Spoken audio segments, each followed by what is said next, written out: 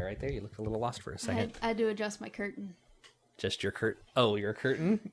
Is that what that is? No, your that's dress? what Scott called it today. Oh, it does kind of have He was like, great job dressing in a curtain. It's either a curtain or some like couch slip cover from the 60s. Sweet. Is that what you're going for? Yes. Right on. I'm not even mad. Okay.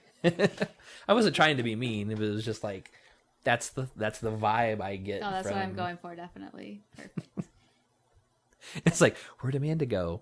Hey, where'd this really neat couch come from? I shouldn't say couch. I should say just like armchair.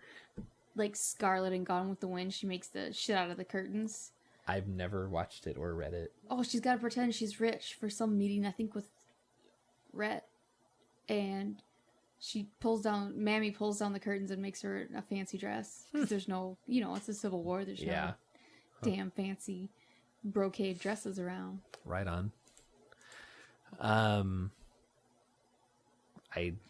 That's probably good enough, I guess. I don't know.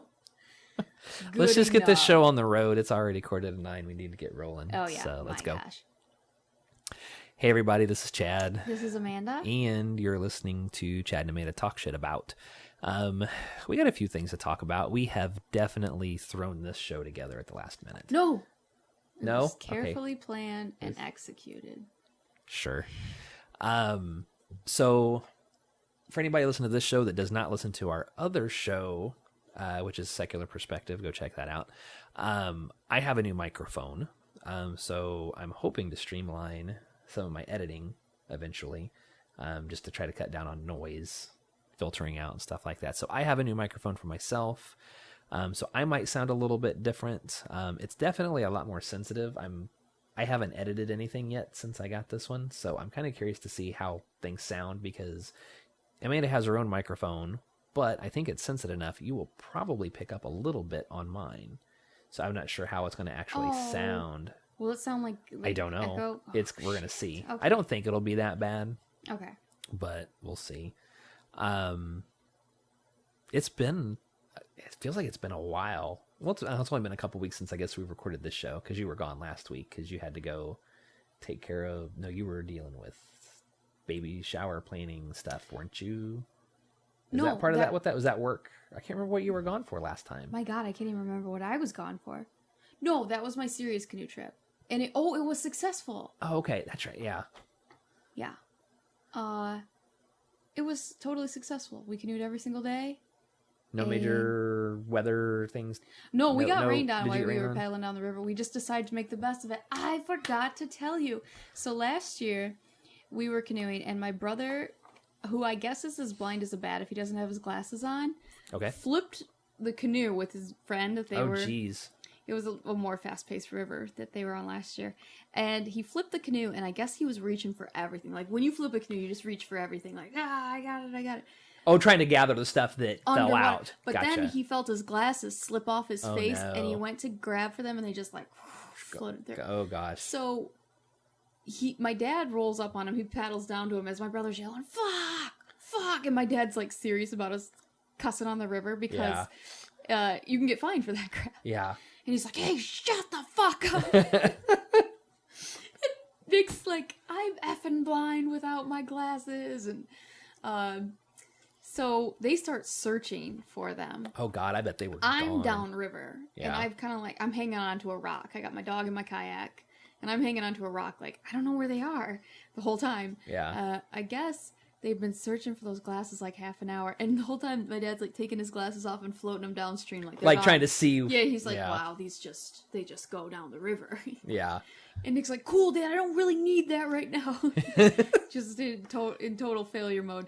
And my sister Jen's shuffling along, and she's like, I got him. Like they were hooked on her foot, and she was walking along the river. Wow. No, she got him. So this trip, Adam, the guy that had flipped the canoe with Nick, is with us. And we paddle up to a log that's kind of jutting out over the river. And we're like, this looks like a terrific thing to jump from. Oh, boy. So we're like, yes! So we start jumping from it, having a good time. We're drinking. Nick goes to jump and misses and just, like, falls the wrong way. And our canoes are all like canoes and kayaks are all like lined up against the log, and the current's kind of pushing them, so it's holding them in place. No. So he runs across all the canoes and boats, blah blah, and like dismounts off the other side, like plops into the water, like whoa guys, I really messed up. And we're like, oh my god, all of our glasses are sitting up there, like check and see if they're still there. Nope, they're all still there.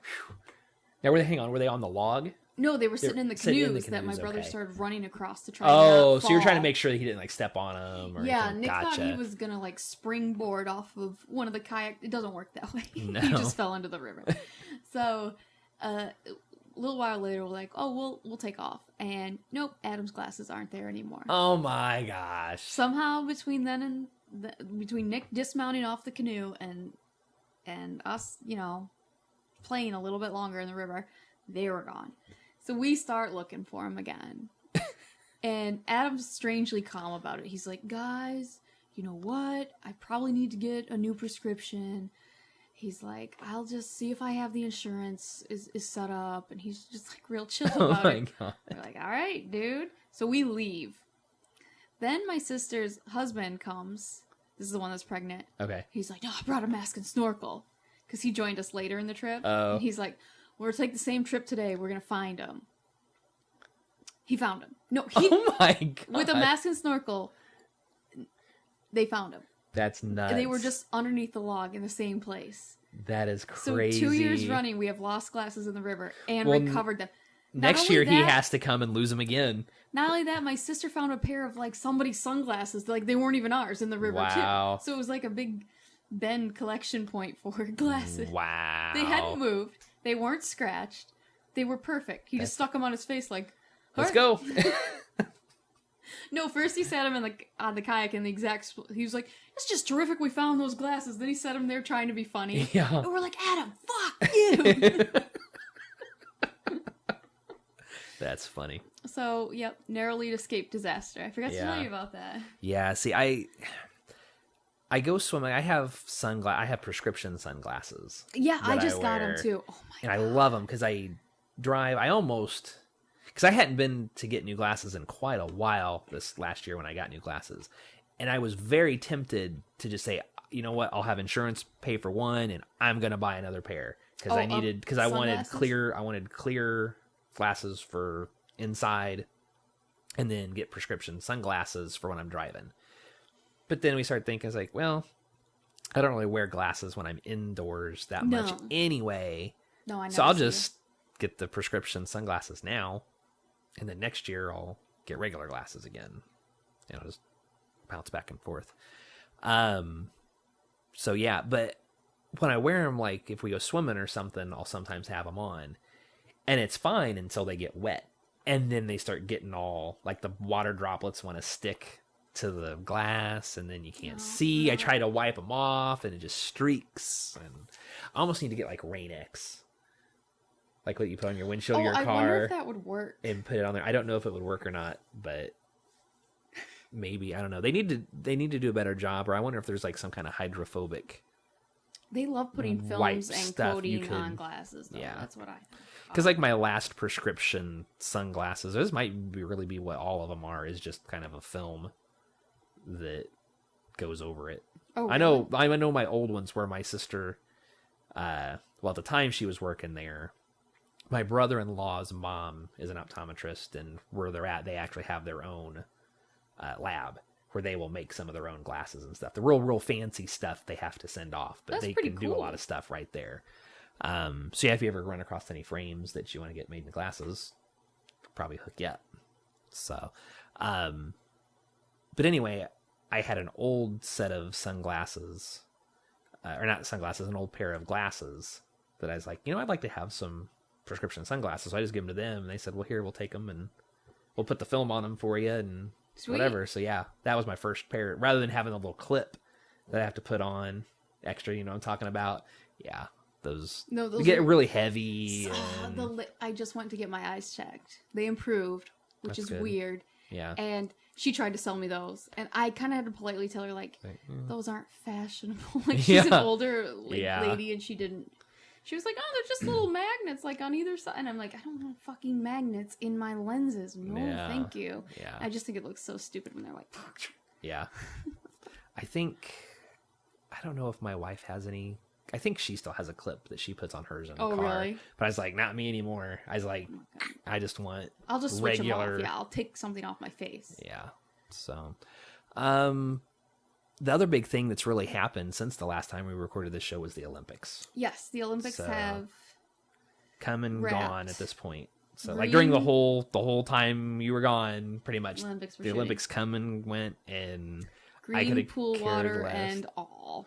Yeah, that was really gross looking. Yes. And I can't remember what it was. Beautiful emerald green too. It was like, whoa. Had it meant to be be yes.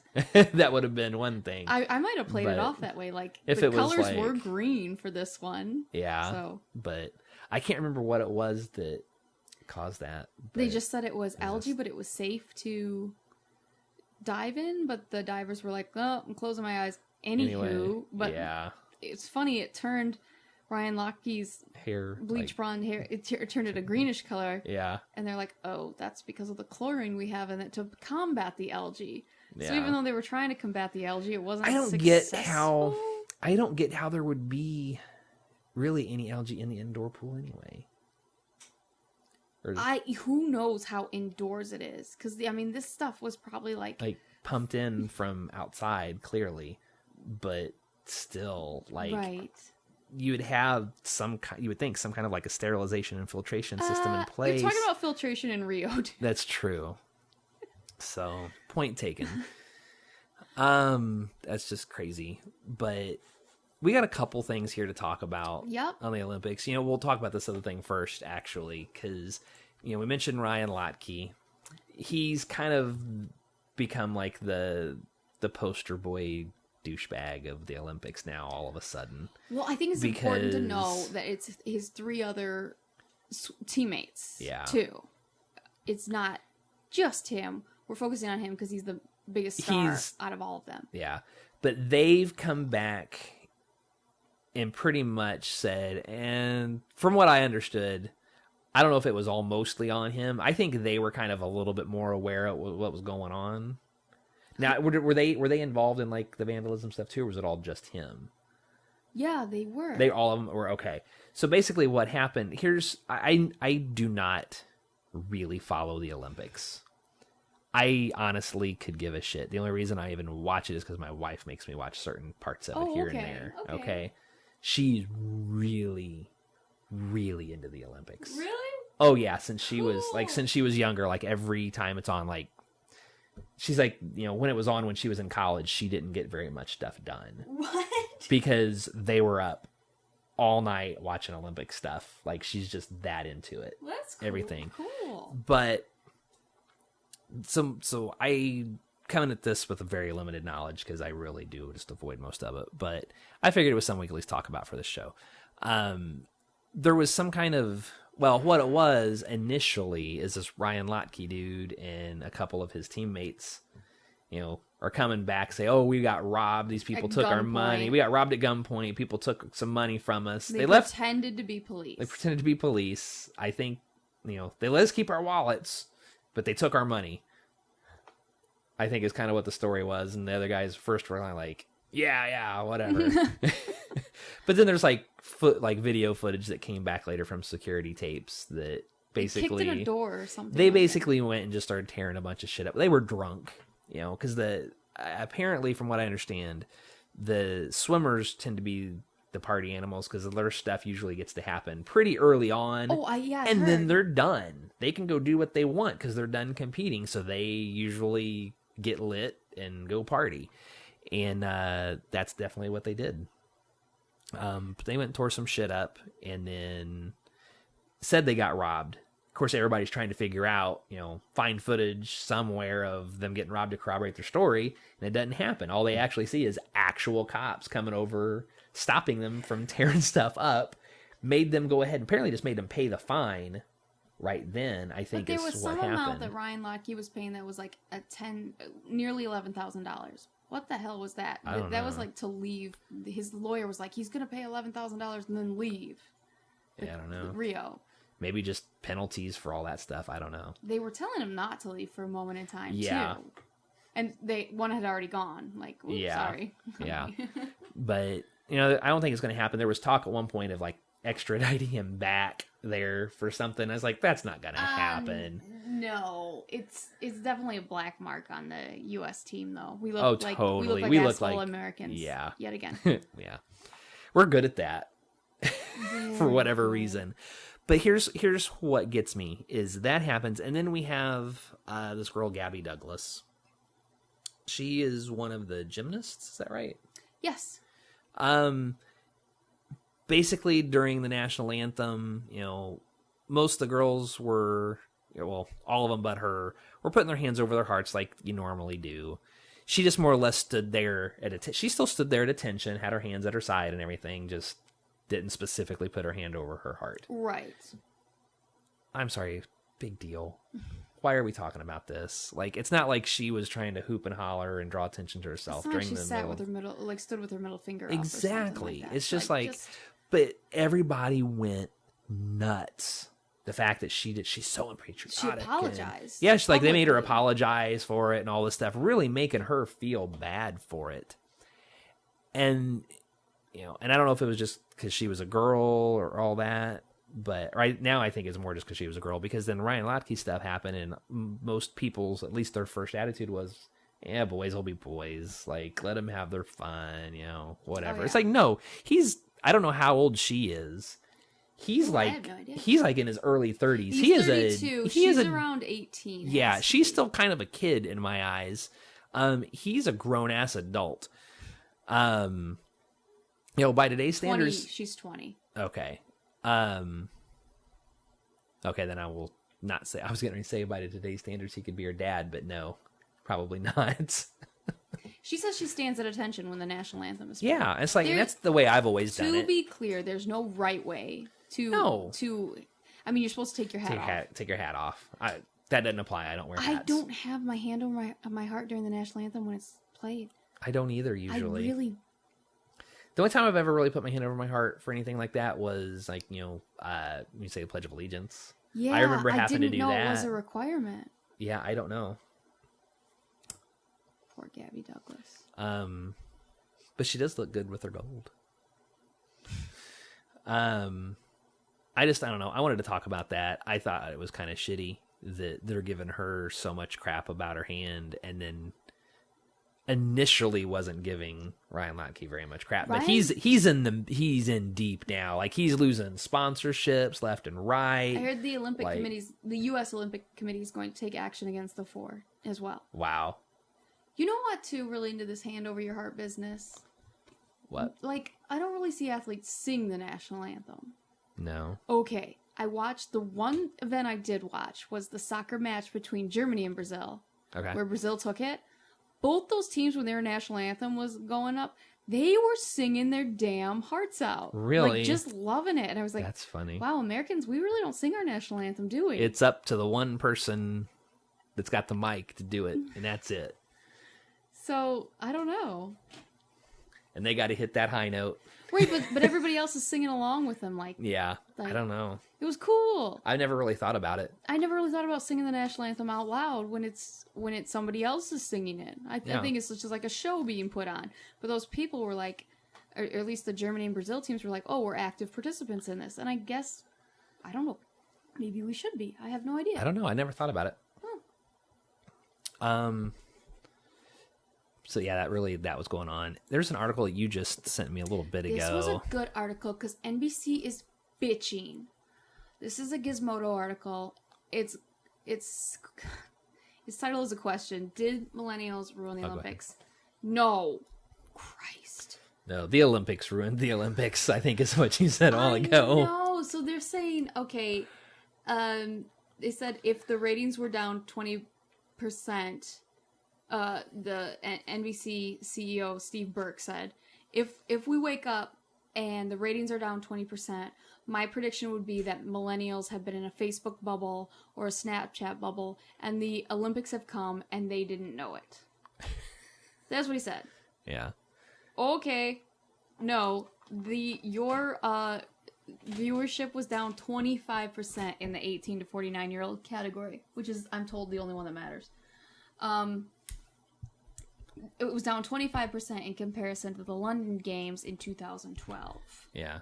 Okay. Nobody's... And he wants to blame millennials and say, it's that. No, thank you. Because, first of all, your Olympics were on an hour lag. Yeah.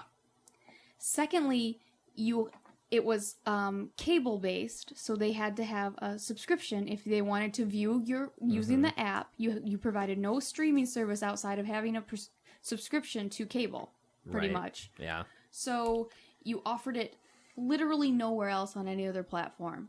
And you want to cry that people don't watch TV like that. Like, they do not tune in at 7 p.m. Eastern, 8 p.m. Central, and watch something anymore. That's not how it's done. Right. But he played the game like an old damn man, and now he's like, oh, it's these newfangled millennials.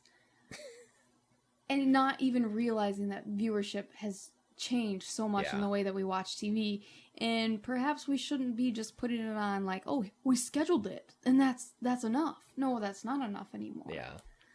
And... You know, this article also points out that the Rio Olympics were kind of a shit show. It sadly was. I mean, I feel bad that it was that bad, like, for them. Like, but they had plenty of time to try to get their shit together, and they kind of didn't. Well, I mean, there were... And I don't know if it's just because... You know, half the Russian team was kicked out because of doping. Oh, was it really? They couldn't even show up, Wow. So they weren't even there, and they're usually, one of our bigger rivals, along with China and, Britain. Yeah. So... I don't think I knew that. That's how far my finger is from the pulse of the Olympics. Yeah, they were doping. That's funny. They uncovered state-sponsored doping, so Russia's encouraging them to do this. Oh, wow. It's way more in the spotlight now. They can't get away with anything now. No, so half the Russian team did not show up because it was you got approved if you didn't, have history of it, because they were going to ban the whole damn team. Yeah. And say none of you Russians can compete. Then they were like, we'll make it category by category. So swimming example, the Olympic subcommittee for swimming will decide, or the Olympic subcommittee for this will decide case by case. That's cool. So goddamn Russia. I know. Shot themselves. Well, in the foot. I thought I read something before about like they were going to be a little bit more laxed about marijuana specifically because they said Phelps is there. Yeah. Hey. Well, they're like, it didn't really do anything to enhance his performance. Like, it made him feel more relaxed, but it didn't really make that specifically is not going to make him swim faster. I think it just more calmed his nerves, so he could perform due to being less stressed, maybe. But I don't know. I don't know if that was their take on it, but because between him and who was the bike rider that had cancer? Lance Armstrong. Yes, him, because I think he was a pot smoker too. I thought, and he won all those different Tour de France's and stuff. So they're like, yeah, it's not like it's really performance enhancing. It's not like a steroid or anything. So I think they're starting to relax a little bit on that stuff.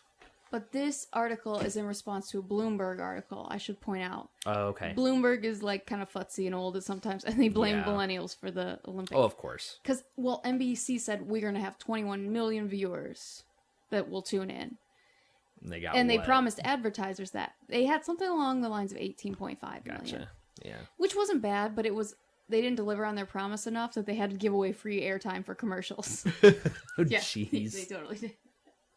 That's nuts. So, don't blame millennials if you only put it on television and then had your shitty subscription-based streaming service. Yeah, I think they messed up on that one. People were saying, like, the Olympics were just littered with advertisements this year, like NBC's coverage. Yeah. And they're like, it was crazy. They would just run the heartwarming backstory after heartwarming backstory, and they really didn't put the events up. Like, you would have to, like, log into the app to actually see the events. Yeah. Yeah, and they're like, we don't need all that crap. Yeah. We can look it up. There's too much show and entertainment to I caught the Today Show, and it was the stupidest thing I'd ever seen. They were in Brazil because it's NBC's show. Right. And it's a morning show, so it's expected to be corny. Yeah. But they were trying to play volleyball using only their feet and fit in dresses, and they were failing so hard, these anchors. It was the stupidest How shit. stupid. playing volleyball with their feet. Yes, it's okay. That's soccer. It's a sport in Brazil in Rio where you only play with volleyball with your feet, and you can't use whatever. They were trying ridiculous. It out, and they were just it looks so stupid. I'm like, what are they doing? That sounds stupid.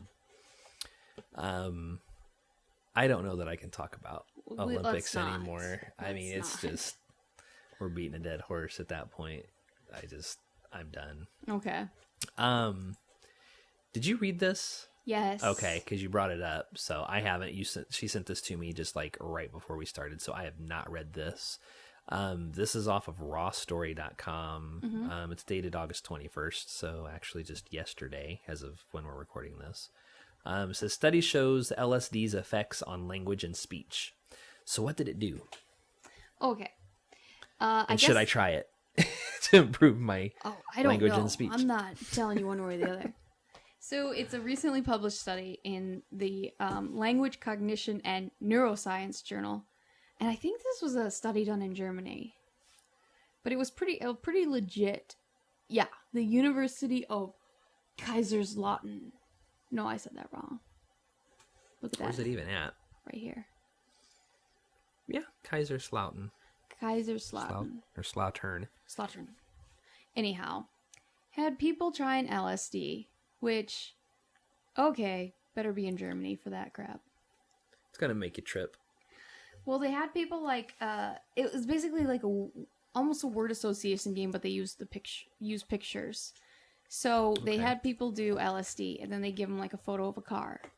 Okay. And then you tell me what word you think of when you see this car on LSD? You just tell them what it is. Oh, you just say what this is. Okay. When they were sober, they were like, oh, that's a car. Fine. Yeah. But when they were on LSD, they throw out different words. Like, oh, that's a bus. That's a van. Or they said sometimes they were incorrect, but the like variety of their words got a lot bigger. So they're saying, well, maybe LSD does contribute to creativity because these people were coming up with a lot more words that were all basically synonyms. Yeah. But they weren't doing it when they were sober. Huh. So interesting. I'm not saying it's calling you like a language genius or anything. Gotcha. But they say maybe you're able to make more neural connections. Okay. In your head when you're on LSD. That's all I have for that one. Yeah. We can leave it there then. I mean, I've never done LSD. I've never done shrooms. I've never smoked pot. I've not done anything other than have some alcohol. Really? That's I'm done, pretty boring in that regard. I remember you told me before because the only reason you did it was because you were already drunk and didn't care. Yeah, that's the only time I've ever had pot, and I don't recommend that. God. The smell of it kind of bugs me. I've never, I mean, I totally think it should be legal. Oh, absolutely. There's a lot of benefits that's there for people that need it, but it's not my thing. I just think recreational even it should be legal. Yeah. Fine. Yeah. And nobody's hurting anybody. You might show up late to work. That's the worst I think that would happen. One time, my friend asked me, it was somebody I worked with when we were friends, and she's like, "You've never seen anybody do a line of coke?" I was like, "Heck no! Where would I see that?" She's like, "Oh, I've seen it at parties all the time." And I'm like, God. "What parties are you going to? I've never seen anybody even do that." That's nuts. No. Huh. Mm-mm. Weird. I've never seen that either. No. I've seen it in a movie. That's about it. You and I. Yeah. We're just kind of the little boring wallflowers, apparently. I guess.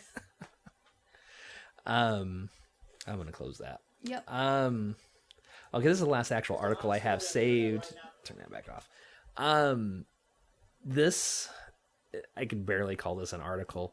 It's like a 20-second video clip from our local news station that's really just talking about something that was trending on Twitter. It was basically these chicks snuck watermelon into a movie theater. So like they cut a watermelon in half, saran wrap it to keep it fresh and keep the smell out and keep it from dripping and all that. You know what I'm saying? Yeah. Okay. And then looks like they used like pink duct tape and actually duct taped it to their bellies and then put a shirt over it. So it basically looks like two pregnant women walking into a movie theater, and then in the theater, because who's going to question that? Nobody. Like, I used to work in a movie theater. I would never suspect never. that. Isn't they? Then you come out not pregnant at the end of the movie? They're not. Nobody's paying attention. Nobody would notice. Nobody would. I promise, unless it was an extremely hot pregnant chick that went in, and you're just like, wow, and really draws your attention, and then you're looking for them again as they come out. Okay. You're not gonna notice that. That's good to know.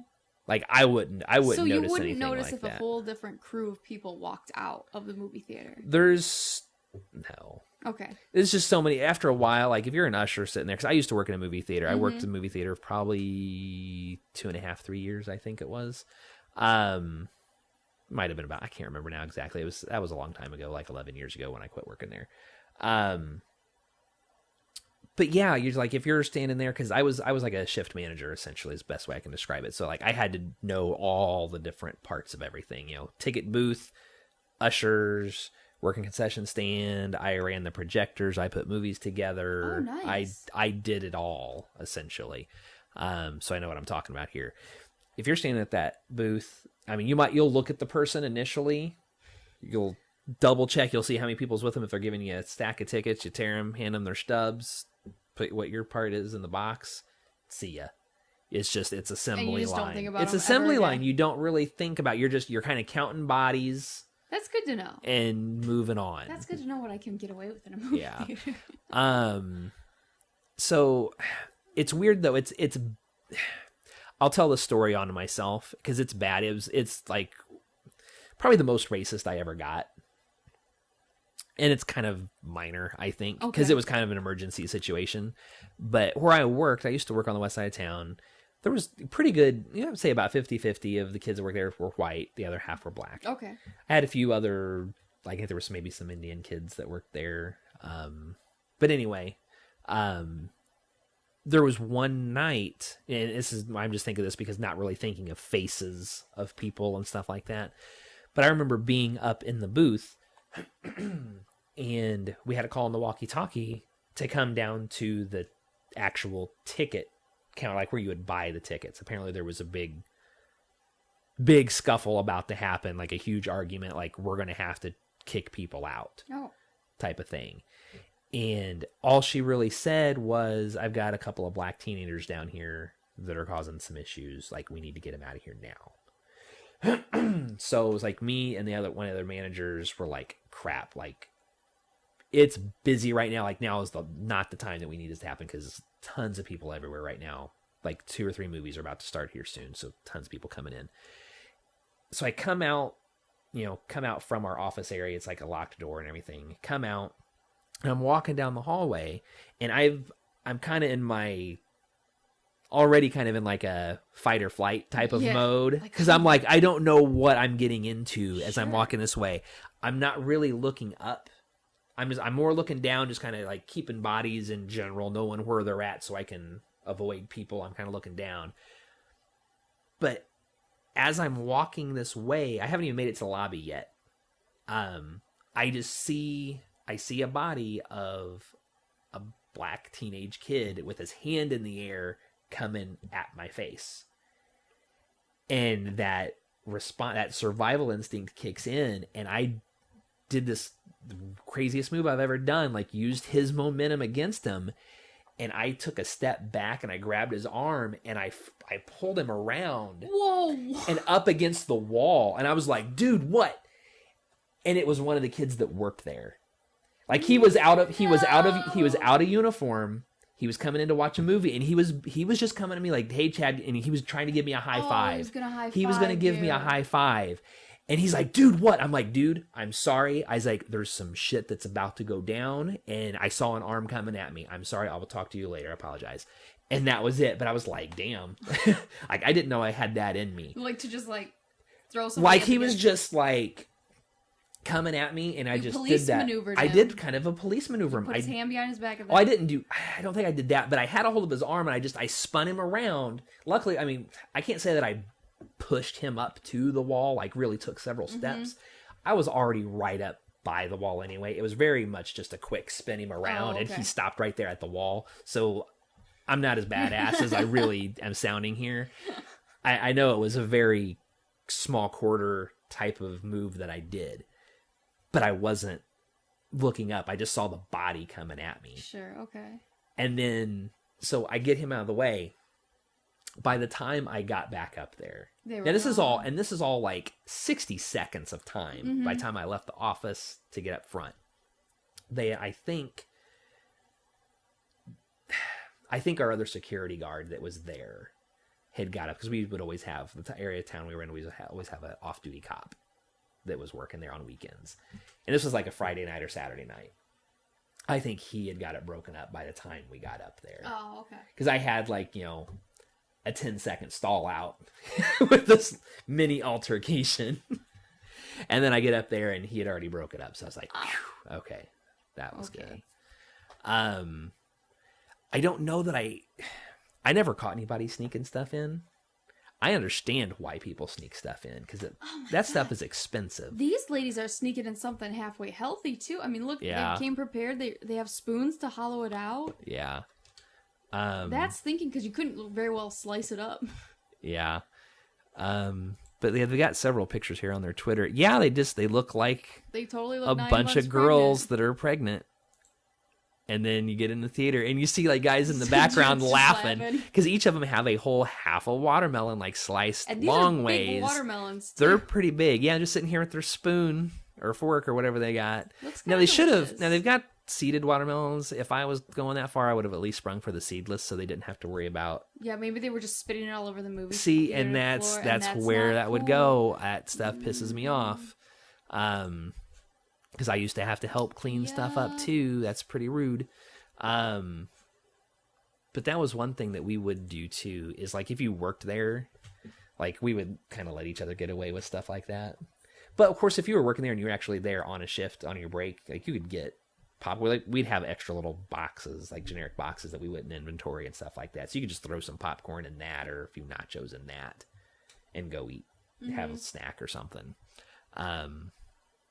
But the reason that, I don't think I've talked about this on the show before, the reason that movie theater popcorn and drinks and candy cost so much, have I talked about this? No. Is the movie theaters, like the what you pay for ticket prices, the movie theater really doesn't see any of that money. What? Yeah, they don't really get that. That all goes back to the studios. Not even a portion? I think maybe a very, very small percentage of it actually goes to the theater. All their money is coming in from the concession stand. Oh my God. I would say I'm going to guess at maybe 95% of their money is concession stand. Oh my gosh. Yeah. I love to That's why it's so marked up, because not everybody's going to be getting it that comes in to see a movie. So like me, I don't. I bypass it, and I have like my fruit snacks in my bag. Yeah. Do you remember, this is going back to like the mid 80s, because I don't think they're around anymore. Did you guys, when you were up in Michigan as a kid, did they have stores called Hills? No. Okay. There was just a few of them around us. But I remember as a kid, there was like this Hills. It was just a department store, kind of like a Kmart or a Walmart or whatever. There was one of those right next to like a 5-screen movie theater, and they had really good popcorn. It was a lot cheaper. And I remember my aunts would take us to go get, and you could get like big bags, big like long tube style bags of popcorn sometimes, or just a little bit bigger. But she would bring like an extra Ziploc bag, because she would go and buy popcorn at the department store, and then because they would just come up and tie it off, and you could just open it back up. But she would dump some into this extra bag just to make the department store bag smaller, so it would actually fit in her purse. And then she could take her big purse in, and then we would just eat that popcorn instead. We'd get a drink. But when movie theaters start searching purses, that's game is up, because it is out of control. It brought so many things. Yeah. One time I think I brought like a straight McDonald's cup that had liquid in it, and I just brought it in like, yeah, whatever. we would stop that. No, it was in my purse. Oh, it was in your purse. I gotcha. Like somehow precariously balanced where it didn't tip too. Oh wow, that's slick. I don't know. I was just prepared for everything to get destroyed in my purse, I guess. Oh, wow. An idiot. That's not slick. But I do remember, like, when I worked there, we would have to do, like, you know, when a new movie comes out, you'd have to piece it together and watch it before it would actually screen to the public. Just to make sure it's all good. Make sure everything's good and everything. So, like, some of those late nights, we had a McDonald's right by the theater. It was actually a 24-hour McDonald's. So before the movie'd start, a couple of us would go make a run to McDonald's and come back, and then we'd sit and watch McDonald's or eat McDonald's while we're watching the movie. So those days were good. But I don't really have any major stories of sneaking food in other than that. I don't think I ever really caught anybody sneaking anything major in. Now, some of the other people... Would you have been like, get out of here with that? We would pretty much, if we caught them, we just have to say, listen, we got to make you go throw it in the trash can. Oh, okay. If, I don't know, if you went through all the trouble to get it in there, me personally, I'm like, whatever. I would probably turn a blind eye, honestly. Yeah. But, I feel like there was somebody, I wasn't there at the time, but somebody that I worked with, I remember telling me a story that somebody had snuck in like some barbecue ribs or something. No. I think so. Like it was either ribs or chicken wings or something. It was like something on a bone that they snuck in. Like just they had a little styrofoam container and a person just brought it in and ate up. Wings during a movie would be terrific. That would be kind of good, actually. That sounds amazing. Yeah. Trying to think of anything other major. The scariest thing that happened to me at the movie theater, though, was somebody got shot. What? I wasn't even working at the movie theater at the time. I'll tell the story and then I'll wrap it up for the night. I remember it was an Easter Sunday. It was about a year after I had quit working there. I was working at kind of for the job I'm working at now, just before they got bought out. So I go back just to visit. I was on that side of town. I was like, I'm going to go swing by and say hey to whoever's working for a while. So I was up they've let me, even though I wasn't working there, they let me back up in the office because they didn't want me to leave to begin with when I quit working there. So they knew they could trust me. But I'm up there talking for a little bit and, kept kind of, I need to get going, but everyone's sitting talking another 10 minutes and I need to get going, but I'm going to talk another 5 minutes. Finally, we slowly start making our way down to the lobby. And just as we're getting into the lobby, I start hearing, some people kind of screaming and a dude's coming in holding the side and ends up falling down. And it was a dude that got shot out in the parking lot. And then the other people took off. Oh my gosh. It was the secret boyfriend of one of the girls that worked there. Oh my gosh. Yeah. So she was on her break and out, or on her lunch break, I guess, and out. He had stopped by to visit. So they were out in his car. Oh. And somebody else was leaving the theater. The lover's and triangle. No, it wasn't even anything like that. Somebody else left. I guess they were in kind of a shitty car anyway, but went and hit his car. So, of course, he gets out to come check it out. And, of course, the other people are just kind of talking shit to him. And he, I guess, from what she said, he was kind of a smart ass himself. So he started talking some shit back about, what are you going to do about my car or whatever. And the guy that hit his car goes and pulls out a gun and decides to shoot him over. Yeah, like it was no kind of lover's quarrel or anything like that. It was just some random douchebag hit a car and didn't want to get caught over it, so goes and shoots the kid. So he shoots him because that de-escalates the situation. Right. God. So him and his buddies hop in the car and take off. So I don't know if they ever found that dude or not. I would hope so, but. So she gets her boyfriend back in the house, back in the lobby of the theater. I remember I got on because the phones down in the box office don't even call out. They call up to the office and the office has to call out. So I was like, that's going to take too much time. So I get my cell phone out, hurry up and call 911, say, hey, we're here at the theater, just had a shooting, kids here, and all that stuff. So there was a couple people there. This was like a Sunday night. So like we didn't have our normal security guy there at this point in time because that's usually a pretty slow night. Did you shut down for like a few hours after that? Nope. Movies were going. Most people had no clue what was going on. See, like today, I feel like that would trigger like a lockdown situation. Yeah, they were everybody. Well, the shooter was gone. Huh. So it's like, why lockdown? Like he's long gone. He's out of there. But the ambulance shows up. Did the police investigate? Did they put up like tape and? I don't remember for that part of it, but I remember like the ambulance came, and of course the girl. We were like, okay, you're done. You're clearly not working anymore tonight. There was a couple other girls that worked there that I think they were just there to see a movie, period. They weren't working that night, but they were gonna, I think they ended up ultimately coming back down to the hospital too. But the girl was in shock from what just happened. She just saw her boyfriend that her mom and dad had like told her not to see. Yeah. I think they knew who he was, and they told her not to see him, I think. Oh. So she was in trouble anyway because she's with him. Awkward, yeah. So I took her. I was like, okay, you can come with me. I told the ambulance driver, I was like, where are you guys going? I was like, I'm going to bring her to the hospital so she can make a statement to whoever. Yeah. And he's like, we're going to such and such hospital. He's like, don't try to keep up. I was like, I'm not even going to try to keep up. I was like, I just want to know where I'm going. Yeah. He's like, all right. So I remember we got there. I remember I was actually in just a little private room just with her. I think a chaplain came by for a minute, and she was just kind of in a state of shock for a while. And then I think she was left maybe inside for a little bit. I think one of the other girls knew her mom on site. So I'm walking out with the other girls. So I'm like, all right, she's taken care of now. I can go ahead and go. Because I was still like, an hour from home. Mm-hmm. But I remember walking out, and her mom, of course her mom's in a panic. She just hears, my daughter was around a shooting. Yeah. And I think she already knows that the boy was there too, that she already is not supposed to be around. But I remember coming out, and I was like, she's all right, just calm. And she's like, who the fuck are you? And I was like, okay, I'll take that because you have no clue who I am. Yeah. She's like, who are you? I was like, I'm a friend. All right. I worked at the movie theater. I know your daughter. I'm here to make sure she's taken care of. Yeah, okay. Okay, just chill.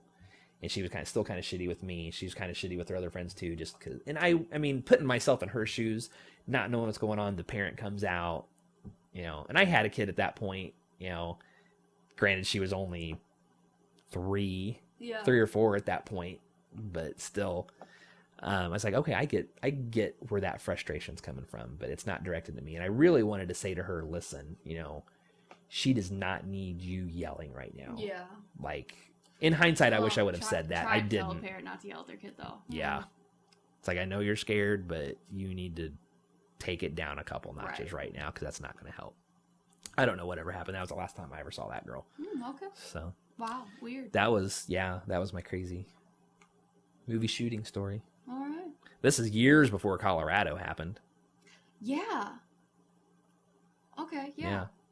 So, anywho, I think we probably need to call it done. I actually got a text message a while ago wanting to know if we were done yet. Oh, okay. So, and it's getting warm in here too. It's so hot in here. Oh my God, That's why I can't wait for autumn. I adjusted the thermostat a while ago, and it really doesn't feel like it did anything. Nope. I don't know if it never does in this place. It's just this place. It's taken. Oh, it just flipped back. I know what happened. I turned it down, and she turned it back up. Because I have this Nest thermostat now. Yeah. So I can adjust my thermostat downstairs from sweet. my phone. So I will change it. And then I think she was probably thinking, oh, it's cold down here. And she went and turned it back up. I bet that's what happened. You're killing us. I know. So, okay. and it's a learning thermostat. So it's probably very confused right now because it's going back and forth so much. So on Monday nights. I know. Monday nights go back and forth between 75 and 71 every half hour. Yes. So anyway, we're going to go. If you're watching on YouTube, give us thumbs up, thumbs down, give us a comment, let us know what you think. If you listen to the podcast, rate us on iTunes, Google Play. I think you can on Google Play. I don't know. I don't know. I know you don't mess with any of that stuff. Anyway, we will catch you guys later. Have a great week, and we'll talk to you. Bye.